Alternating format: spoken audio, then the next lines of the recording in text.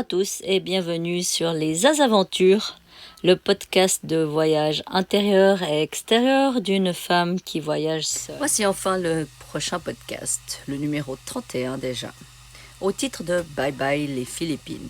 Ça fait déjà quelques mois que je voulais le faire, mais puisque j'étais toujours dans ces côtes et sur la mer, je n'arrivais pas à trouver d'inspiration. Mais il y a quelques jours, j'ai enfin passé la frontière, me voici en Malaisie et aujourd'hui, je peux enfin faire ce podcast. Alors à la fin, je vais vous partager en vidéo les dernières heures, la dernière nuit et la dernière navigation avec ses imprévus et ses petites surprises. Mais avant tout cela, parlons des Philippines. Pour commencer, présentons-le. Il a été colonisé par les Espagnols jusqu'en 1898. Et là, on retrouve dans leur langue, le tagalog, quelques mots espagnols. Ensuite, c'est les États-Unis qui l'ont colonisé jusqu'en 1946, date d'indépendance de la République des Philippines. Et là aussi, on y retrouve un peu de culture américaine avec leur chaîne de fast-food dont ils sont vraiment friands. Le plus connu est Jollibee, une sorte de KFC où ils servent que du poulet frit et des frites. Un détour à ne pas manquer. Mais j'avoue qu'en 4 ans, je me suis arrêtée qu'une seule fois. Puisqu'on parle nourriture, alors en effet, ils ont plus eu de la culture américaine qu'espagnole. Ils mangent beaucoup de fritures, de riz, d'éléments très sucrés, très peu de légumes et de fruits. Pour ma part, mon plat favori, c'est le kinilaw, un ceviche, poisson cru, cuit dans du citron, gingembre, oignon. Autrement, vous trouverez facilement des poissons grillés, qui servent aux touristes ou que les pêcheurs mangent aussi. Et le sizzling, qui est à la base de viande hachée de porc cuite sur une ardoise avec des mélanges d'épices. Et ils le font aussi avec des calamars ou des crevettes, mais à la base c'est vraiment au porc, qui est un petit peu plus spécial. Et voilà, le côté nourriture s'arrête déjà là. Donc je suis bien contente d'avoir ma propre cuisine pour mijoter des plats un peu plus variés. Les Philippines ont une population de pas loin de 111 millions d'habitants, répartis sur plus de 7500 îles, dont 11 au total contiennent les 90% des terres, et où seulement un peu plus de 2000 îles sont habitées. Enfin, ça c'est en théorie, parce que moi je suis allée sur des îles soi-disant vierges, et je vous assure qu'il y avait toujours des pêcheurs. Je vous lance même le défi de trouver un seul endroit aux Philippines où il n'y a personne. Moi, avec plus de 1000 îles, je pense à mon actif. Je ne les ai pas comptées, mais je dois être par là. Eh bien, c'est très très rare que j'ai pu trouver une île sans personne, alors que c'est vraiment mon but de recherche. Eh bien, vous l'avez compris, les Philippines est l'un des seuls pays au monde, avec l'Indonésie, qu'il est bien utile d'avoir un bateau avec toutes ces îles. Mais la partie sud est très musulmane. C'est où il y a justement Abu Sayyaf et les risques de piraterie, qui sont restés très calmes ces dernières années du reste. Je leur remercie. Le nouveau président qui vient d'être élu en mai cette année est le président Ferdinand Marcos Jr. Vous avez peut-être entendu parler aux nouvelles.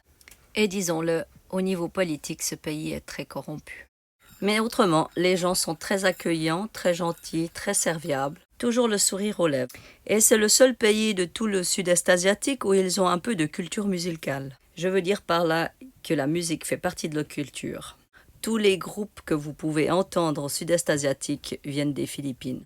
C'est très positif, mais dans le côté négatif, ça veut dire que vous entendez des karaokés n'importe où, même sur une petite île au milieu de nulle part où vous aurez aimé de la tranquillité. L'autre chose bruyante dans ce pays, ce sont les coqs. Puisqu'ils font des combats aux coqs, tout le monde a son coq attaché, voire ses coqs attachés devant la maison. Et je vous jure qu'ils n'ont aucune notion du temps. Ils vont pas attendre le lever du soleil pour chanter. Mais à la longue, on s'y fait. Ils ont 2 langues principales, le tagalog et le bisaya, et des centaines de dialectes que vous retrouvez par île.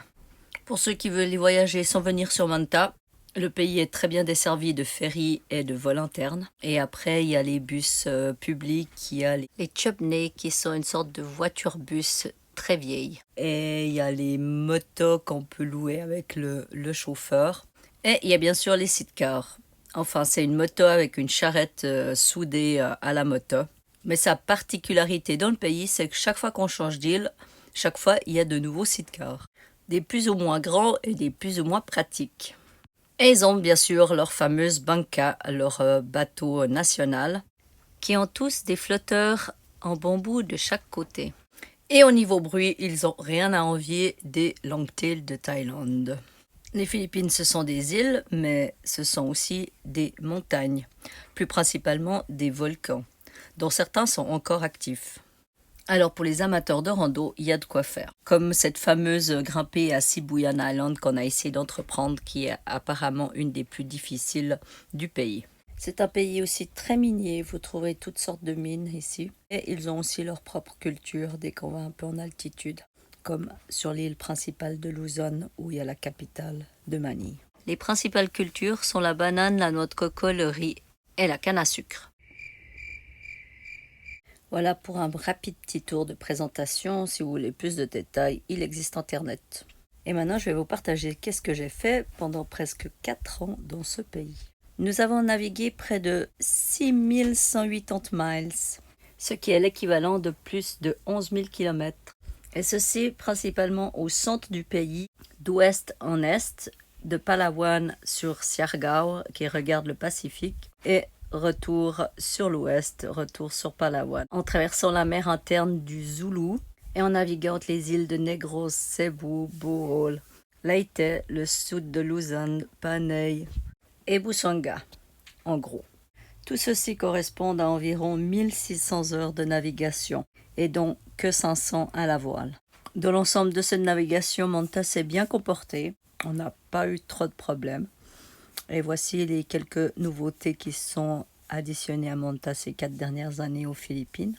Donc nous avons racheté des nouvelles voiles, nous avons démonté toutes les fenêtres latérales pour reconstruire des nouvelles qui sont ouvrantes. Nous avons réinstallé des panneaux solaires supplémentaires pour avoir une meilleure électricité et donc adapté avec de nouvelles batteries. J'ai repeint et refait tout l'intérieur, à part les toilettes, ces 4 dernières années, ainsi que repeint les fonds et refait le vernis des planchers. Et pour finir, nous venons tout juste d'acheter une nouvelle annexe. Donc dans tous ces travaux, Manta n'est jamais sorti de l'eau et c'est pour ça que c'est prévu ces prochains mois à Kudat en Malaisie, afin de lui refaire une beauté externe aussi. Nous avons aussi accueilli 38 personnes à bord pour 22 différentes croisières de différents temps. Et leur dernier en date, au mois de mai, fut le 100e hôte à bord. Mais ces 4 ans aux Philippines, c'est aussi plus de 620 plongées sur plus de 70 sites, à la découverte d'une faune et flore marine luxuriante et diverses. Et puisque j'ai plus de 1000 vidéos et des milliers de photos de ces fonds marins, il est prévu un montage vidéo qui sortira je ne sais pas quand. Et au niveau faune marine, les Philippines pour moi, c'est une première à nager avec des dauphins, à nager avec des dugons et à voir et nager avec des requins-baleines. Vous pourrez les apercevoir en vidéo quand elle sera montée. Mais il y a un autre animal aux Philippines qu'on peut apercevoir qu'ici et qui est considéré comme le plus petit des primates. Il s'agit du tarsier. Et le voici en image. On peut l'apercevoir sur l'île de Bohol.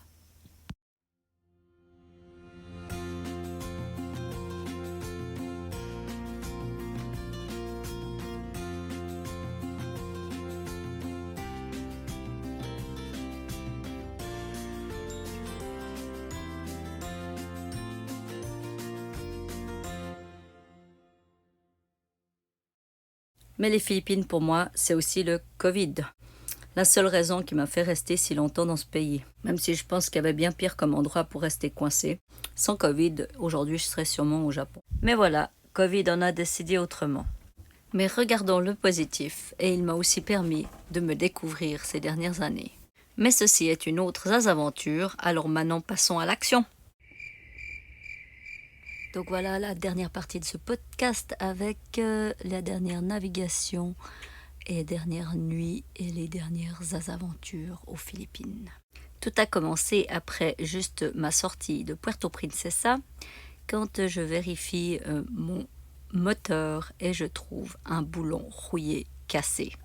Comme vous pouvez le voir sur cette photo, il s'agit l'un des 8 boulons qui maintient le moteur au bateau. Bon, il en reste encore 7.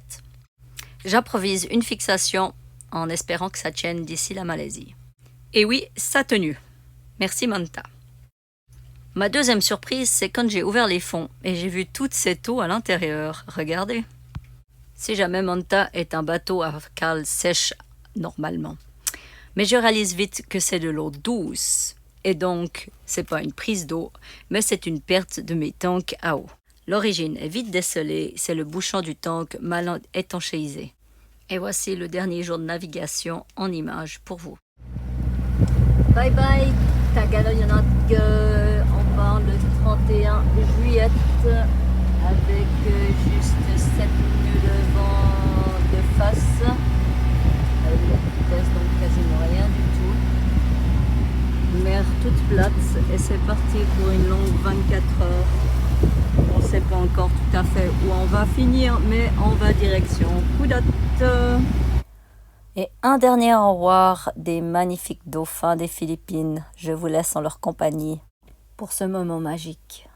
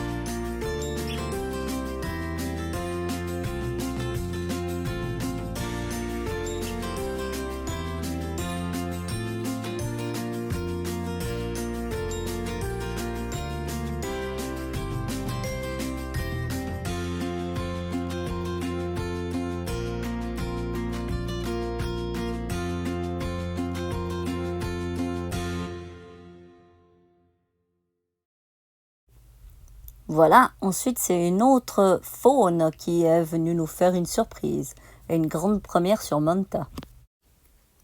Cet oiseau est resté presque de 4 heures au sommet du mât. Il nous a chié 2 fois sur le pont et il a une seule fois dû se reprendre. Mais quand même, je le félicite parce que impressionnant de rester 4 heures là-bas perché sur le mât, même si la mer était assez tranquille, ça n'empêche pas que ça bouge passablement là-bas en haut. T'en penses quoi? Il est un peu haut, hein?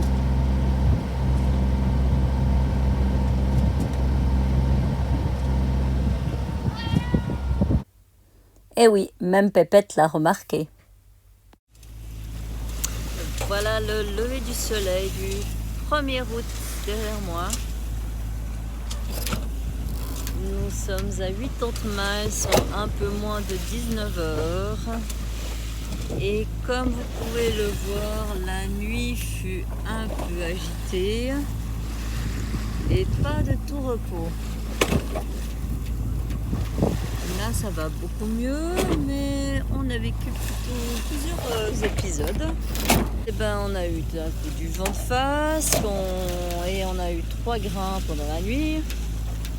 Ça n'a pas arrêté de pleuvoir, du reste, toutes les trompes. On s'est fait bien arroser toute la nuit. Autre histoire inédite, il y a un poisson volant qui a sauté, je ne sais pas comment, mais qui est aussi arrivé ici, au milieu de la nuit. Je me demandais ce que c'était qui bougeait, il était encore vivant. Donc j'ai shooté 2 fois dessous là et il est retombé à l'eau, voilà, et du coup il n'est pas mort. On a sauvé le poisson volant. C'était aussi une histoire inédite. On a 2 choses inédites qui arrivaient sur Manta cette nuit. Il nous reste 40 miles minutes et une trentaine pour passer la frontière des Philippines. 40 miles pour l'ancrage et la fontaine des Philippines. Alors on ne sait pas encore qu'est-ce qui va se passer d'ici là. Est-ce qu'on va y arriver? J'ai une option aussi dans 10 miles à entrer. Oui, il va commencer à avoir plein de petites îles au cas où, si jamais la météo ne le veut pas. Mais on verra si on atteint notre but de ce soir ou d'aujourd'hui, 1er août, fête nationale. Fêtez bien. Mais le soleil, il n'est pas encore debout. Lui non. Moi si. Et voilà, c'est officieux. Nous quittons les Philippines. Nous venons de passer cette trait rouge qui est la frontière de la Malaisie.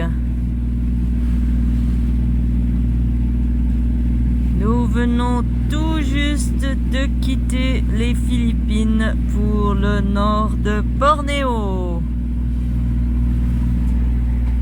Après une longue croisière de plus de 24 heures.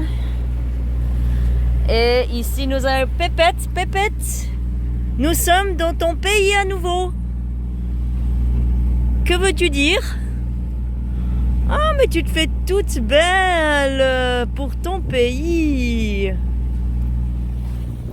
Et donc ici on peut voir les 2 dernières îles des Philippines. Et ici les premières de Malaisie. Nous arrivons dans environ 3 heures à l'ancrage. Alors voilà, nous sommes arrivés après 28 heures et 122 miles. Nous voilà en Malaisie et là je vais faire un petit tour de l'intérieur pour vous montrer ce qui s'est passé. Alors pour commencer, on a un peu d'eau en fond de cale, sûrement du roulis et tangage. Et on a ici un lit qui est en train de sécher. Voilà, parce que la fenêtre était mal fermée. Et autrement, on a juste un peu de bordel à ranger, mais pas de dégâts.